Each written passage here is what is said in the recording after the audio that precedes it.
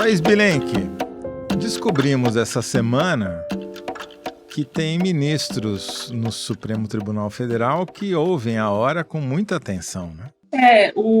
Essa semana, Toledo, foi a volta dos ministros para o trabalho, né, para o Supremo, depois de um recesso, que foi o recesso em que estourou o caso Master. Então, e o Supremo no centro do escândalo, quer dizer, esse reencontro era um reencontro muito importante, principalmente para as pretensões do presidente Edson Fachin de construir algum tipo de consenso em torno do Código de Conduta. A pauta que ele escolheu, inclusive, era para isso, era para medir a temperatura da possibilidade de ter alguma articulação em torno desse assunto. Ele escolheu o julgamento de 2 ações sobre o papel dos magistrados, a liberdade dos magistrados nas redes sociais, que é um assunto bastante ligado, né, às discussões em torno desse Código de Conduta. E aí, quando a sessão começa, era assim, cotovelada, muita atenção, e aí conversando com os ministros fora das câmeras, né, de trás das câmeras, nos gabinetes, é muita cotovelada, está muito tenso e está muito dividido. Então, o ministro que você está mencionando é o Alexandre de Moraes, que era o relator dessas ações, portanto foi quem mais falou. Ele fez dobradinha com o Toffoli em vários momentos reiterou alguns pontos levantados, mas o que eles dois fizeram, sobretudo o Alexandre de Moraes, foi rebater as cobranças que eles vêm sofrendo desde que o escândalo do Master estourou e que embasam esse projeto de código de conduta para os ministros.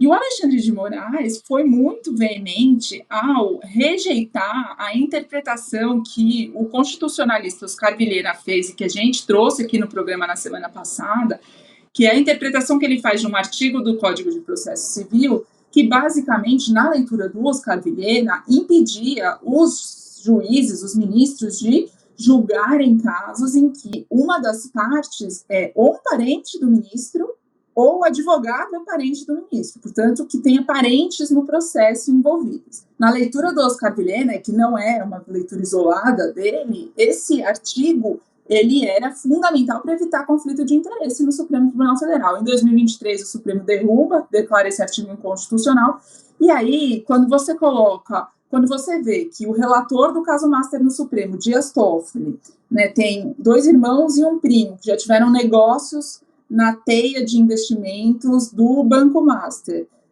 e que a esposa do ministro Alexandre de Moraes, o escritório de advocacia da família, fechou um contrato com o Banco Master, o conflito de interesse, a suspeita de conflito de interesse começa a ficar incômoda, né? E você não tem, na legislação vigente, sobretudo depois da derrubada desse artigo, uma obrigatoriedade desses ministros se declararem suspeitos ou impedidos. Então, essa é a crítica que o Oscar Vilhena, e não só ele, fazem, e que reitera, corrobora a necessidade de um código de conduta. O Alexandre de Moraes disse que isso, durante a sessão, né, ao vivo e a cores, disse que isso era má-fé de quem quer dizer que, então, o conflito de interesse está legalizado no Supremo Tribunal Federal, que ele e os outros tem um grupo muito articulado, muito vocal, muito forte de ministros que, em geral, atuam, se alinham, né, em grandes temas.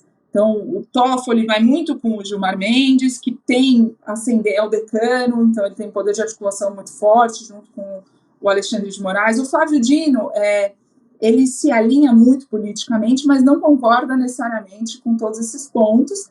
Ele não se pronunciou publicamente, mas é um grupo muito bem articulado, e eles já disseram, o Alexandre de Moraes já disse publicamente mais de uma vez, que o que um código de conduta poderia impor aos ministros do Supremo já está imposto pelas outras normas vigentes, da Constituição, a Lei Orgânica da Magistratura, a LOMAN. Então, eles têm esse argumento central para dizer que, inclusive, eles têm documentos tabelados, olha, ponto a ponto, o que o Código de Conduta vai colocar, segundo a Carmen Lúcia, que é a ministra escolhida pelo Fachin para ser a relatora desse projeto, dos pontos que ela já deu declarações dizendo que seriam importantes, qual legislação atual já enquadra os ministros do Supremo, né, para tentar dizer que não precisaria de um Código de Conduta. E aí eles Toffoli e Alexandre de Moraes fizeram uma dobradinha em que várias vezes o Alexandre de Moraes rebatia uma crítica e o levantava a bola e o Toffoli cortava, reiterando essa posição. E nos bastidores, muita atenção e crítica à atuação do Fachin, que, segundo esse grupo, não articulou com os outros ministros essa proposta. E como o Supremo está sob cobrança e pressão da opinião pública por causa do caso Master, é como se o Fachin estivesse jogando com a opinião pública contra, né, seus pares de toga, seus pares no Supremo, e isso incomoda muito esse grupo de ministros, então a tensão está explícita, está evidente, é palpável no Supremo. Eu conversei essa semana com a professora Elisa Machado, que deu entrevista para a gente aqui durante as nossas férias, é uma constitucionalista também, e ela até publicou um artigo nessa quinta-feira na Folha. Eu achei bem interessante o que ela diz. Ela diz que, primeiro, o próprio Supremo não quis se sujeitar ao CNJ, o Conselho Nacional de Justiça. Foi uma decisão colegiada, falando, não, esse negócio de CNJ aí é bom, mas é para os outros. Para a gente é que manda aqui. E todas as decisões, segundo ela, mais importantes foram nessa linha de que nós somos um órgão à parte e tudo que já existe é suficiente para que a gente seja regido e corrigido, né, pela legislação, mas a última palavra é nossa. E aí o ponto dela é, bom, se a última palavra é dos ministros e a maioria pensa assim, o Código de Conduta, mesmo se aprovado, vai também estar sujeito à interpretação dos ministros, né? E, portanto, pode ser mais um documento que eles próprios vão dar a interpretação que mais lhes convém e não necessariamente aquela que se pretendia que fosse adotada. E o que ela diz, fala, olha, no fim, esse Código de Conduta, se aprovado, vai acabar servindo para quê? Para tentar dizer, para o Supremo tentar dizer que ele se autorregula, que ninguém precisa se meter. Ou seja, é mais um instrumento de autopreservação do que uma regra de fato que vai ser seguida e aplicada para evitar esses conflitos de interesse, por exemplo. Enfim, acho que nada indica que esse conflito termina, mesmo que tenha a decisão de aprovar esse Código de Conduta, que, pelo que você está falando, está longe de ter unanimidade, né? Longe de ter unanimidade, e seja o desfecho que venha a ter esse caso, eu vejo alguns problemas mais imediatos, de menor prazo, de curto prazo. O Fachin, esse é o, digamos assim, ato inaugural dele na presidência do Supremo Tribunal Federal, num ano de eleição, num ano que tem um caso Master, que é um caso muito grande, que envolve muita gente muito poderosa pela frente. A animosidade que se criou em torno dele pela decisão e pela forma como ele colocou a prioridade nesse Código de Conduta, vai fazer o tribunal voltar a ter cenas, né, de debates acalorados, para dizer o mínimo. E que é uma coisa que acaba enfraquecendo o Supremo, sendo que impeachment de ministro, limite de mandato, limite a decisões individuais são bandeira eleitoral dos candidatos ao Senado, sobretudo no Brasil. E a campanha do Senado é a campanha mais tensa e que pode mudar mais a cena política brasileira a partir do ano que vem. Um Supremo conflagrado, né, com disputas internas que às vezes vão irromper da superfície, vão vir à tona, é um Supremo que fica mais suscetível a uma campanha eleitoral pesada contra os próprios ministros. Isso, número 1. Número 2, a escolha da Carmen Lúcia e as declarações que ela deu enquanto presidente do Tribunal Superior Eleitoral. Ela é presidente do TSE até metade desse ano. Ela passa o bastão para o Cássio Nunes Marques, que vai ser o presidente do TSE durante a eleição. Ela colocou algumas normas para todos os tribunais eleitorais do país de como os magistrados devem se comportar durante a eleição, com várias restrições. Ela tampouco compactuou essa lista, né, de normas para os magistrados no próprio TSE. Então, já saiu o ruído do TSE na hora em que ela fez essa iniciativa.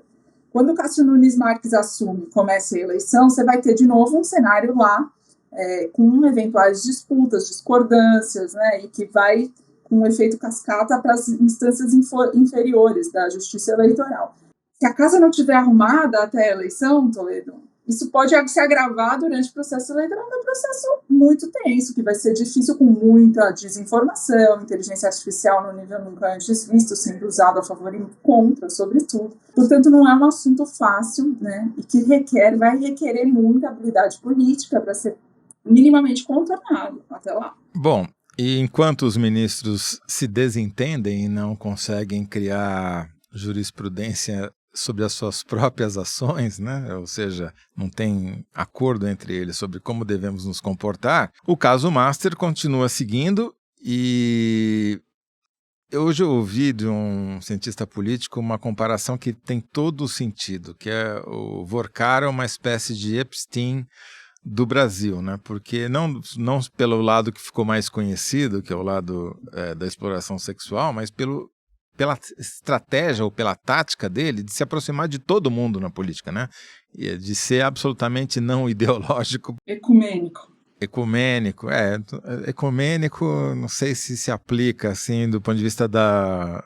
É um tipo, não deixa de ser um tipo de religião, a religião do poder, né? Mas você tem razão, ele vai para todo lado e tentou se aproximar de todo mundo e agora, quando o caso estoura, isso é um fator que lhe ajuda porque respinga para todo lado e, enfim, né? Todo mundo vai pensar duas vezes, talvez.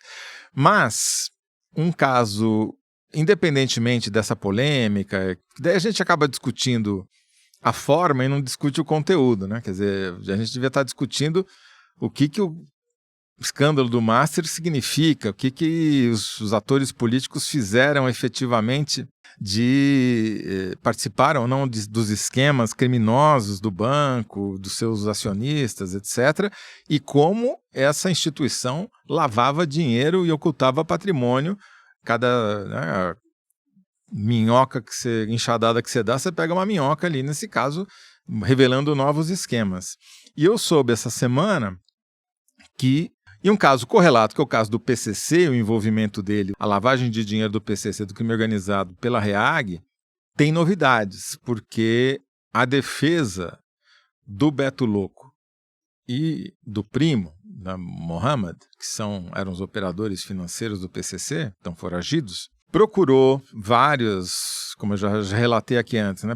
Procurou várias partes da investigação para tentar fazer um acordo de delação e, ao que me consta, a novidade é que há uma conversa estabelecida entre a Procuradoria-Geral de Justiça do Estado de São Paulo e a defesa dos dois em torno dessa possibilidade, uma vez que a Procuradoria-Geral da República não se pronuncia nem publicamente, nem internamente para os seus pares para dizer se vai fazer ou não vai fazer, muito pelo contrário, né? Ou seja, a gente tem uma eleição apertadíssima, com muita disputa, com indefinições importantes na política, por Estado, como você, nas suas palavras, um Supremo conflagrado e dois casos absolutamente explosivos no meio da investigação, podendo ter novidades a qualquer momento. Ou seja, vai ser um ano fácil.